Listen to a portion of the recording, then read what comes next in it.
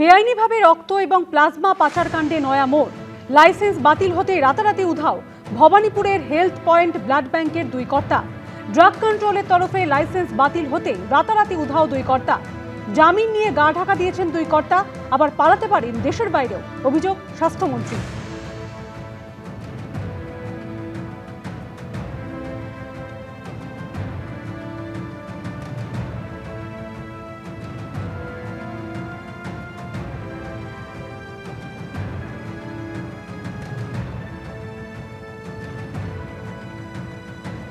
বেআইনিভাবে রক্ত এবং প্লাজমা পাচার চক্রে নয়া মোড়।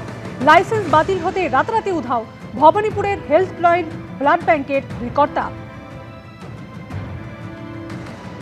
হেলথ পয়েন্টের লোকজনকে বেল নেওয়ার পরে পাওয়া যাচ্ছে না। এবার স্বদেশ কি বিদেশ সেটা পুলিশকে জিজ্ঞেস করলে ভালো বলতে পারবে। যেটুকু ভাষা খবর পাচ্ছি সেটার পুষ্টিকরণ করতে পারবো না, কিন্তু মনে হচ্ছে তারা দেশের বাইরে।